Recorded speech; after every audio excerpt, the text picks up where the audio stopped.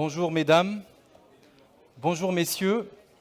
Je vais vous proposer de commencer cette matinée en plénière avec une intervention du ministre de l'Éducation nationale, Monsieur Jean-Michel Blanquer.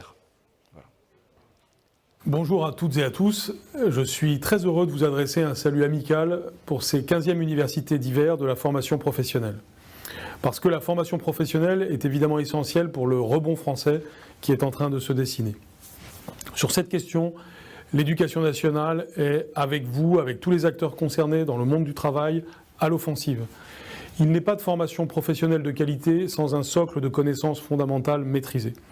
C'est pourquoi ma priorité pour l'éducation nationale, c'est l'école primaire, de façon à donner à chacun les moyens de réussir, pour avoir le socle qui permettra de réussir ensuite dans l'enseignement secondaire et plus généralement dans l'enseignement supérieur, dans la vie professionnelle.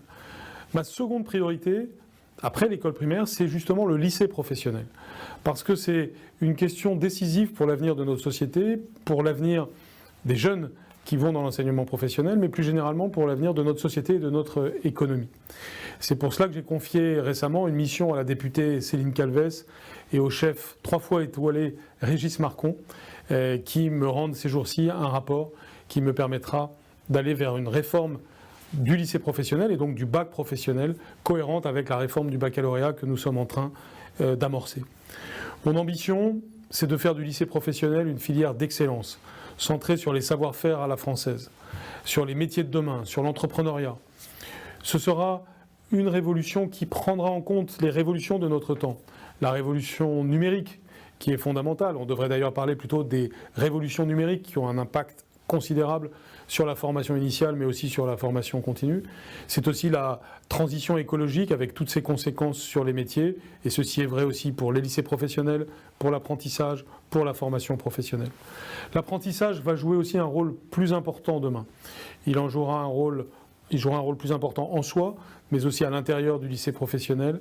Et c'est le sens aussi des réformes que nous souhaitons pour ne pas opposer le monde de l'apprentissage et celui de l'enseignement professionnel scolaire, mais pousser les deux et ainsi aller vers un pragmatisme au service de nos élèves en profitant des talents qu'il y a dans notre pays.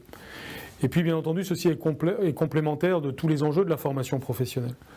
Dans le futur, on doit avoir une fluidité des parcours, on doit avoir des passerelles, on doit s'inscrire dans une logique de formation tout au long de la vie.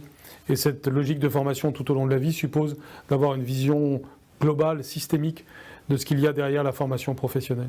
Cette vision, elle doit s'incarner. Dans le futur, je l'espère, et en lien avec les régions, nous aurons de plus en plus de grands campus professionnels.